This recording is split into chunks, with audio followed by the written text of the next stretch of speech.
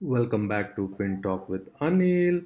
We are on the day 5 of 30 days, 30 financial concepts, and yesterday we have discussed more about chit funds. What are chit funds? How does it work? What are the types of chit funds, features, benefits, etc. If you have missed the video, I'm going to add the link above. Let's continue today to discuss whether you should be or shouldn't be investing in chit funds. So let's get started.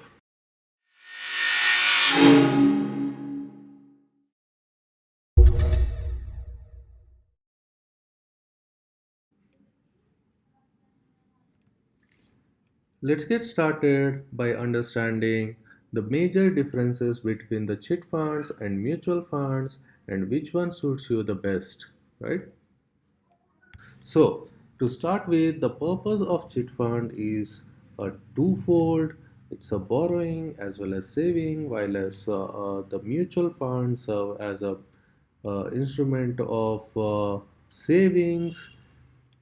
Government regulations that guide the chit funds is usually the Chit Funds Act, while the regulations guide the mutual fund is SEBI.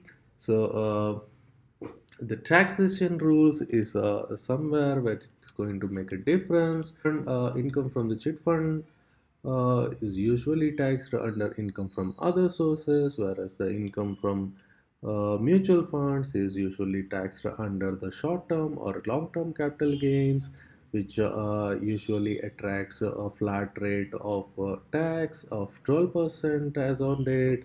While if you are someone who wants to take advantage of your basic exemption limit or the advantage of slab rates, then you're someone who should go for chit funds because you wouldn't be taking those advantages in mutual fund gains.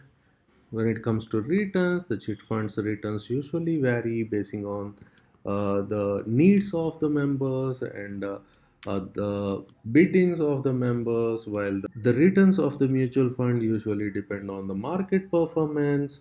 Coming back to market risk, then chit funds usually are safe from the market exposure, while the mutual funds are highly exposed to market risk.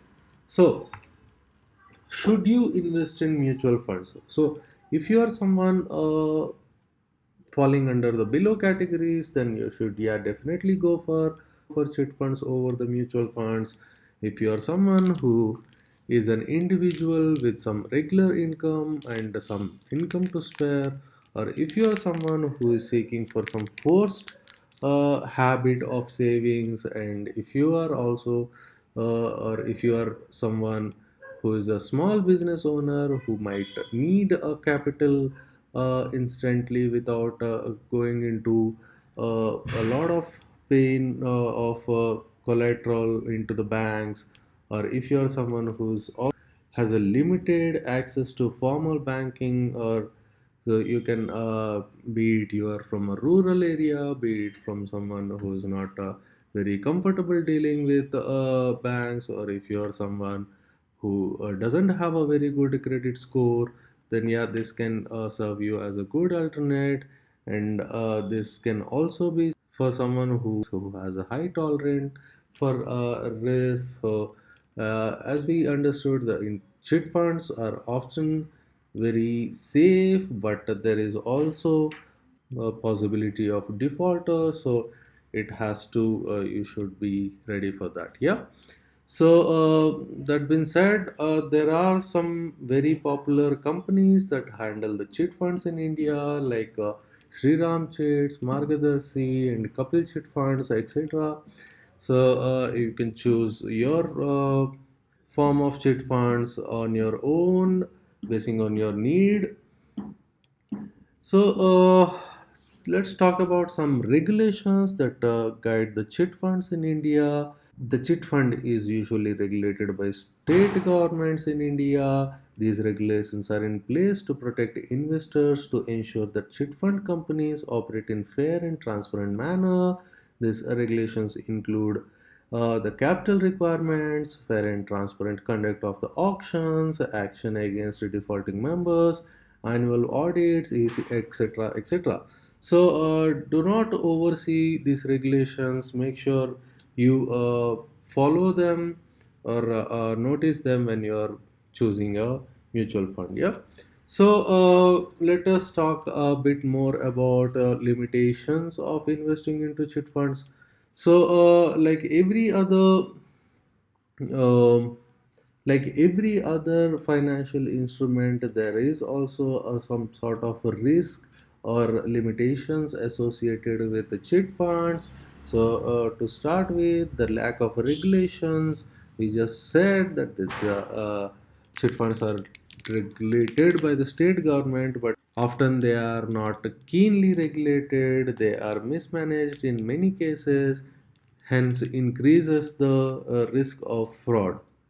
Lack of transparency is also an issue because many operators fail to give clear and detailed information about the fund's operation, which makes it difficult to investors to make informed decisions like the dates of the bids or the loss that has been taken or the bid amount, etc. Chit fund arrangements often fail to take the advantage of diversification, market, etc. While chit funds are intended to be low risk investments, there is still the possibility of default if the fund's operator is unable to meet their obligations. So, how to invest into chit funds?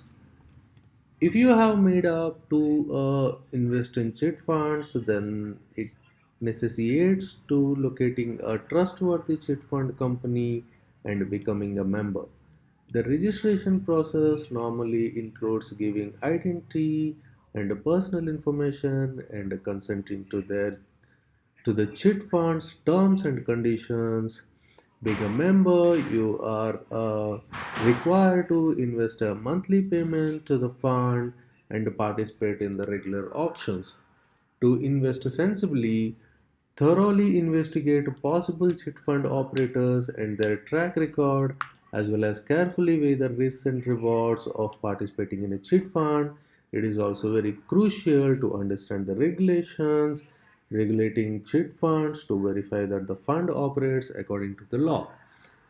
So, few things to evaluate before investing in a chit fund. So, first and foremost, make sure that the company you are trusting to pool money is registered. You can verify the certificate of registration from the company's registrar. Also, verify the registration number and the certificates rolled out by the state register in the state where the chit fund company works. Before investing, it is very crucial to conduct research and research on the individual administrating the chit funds.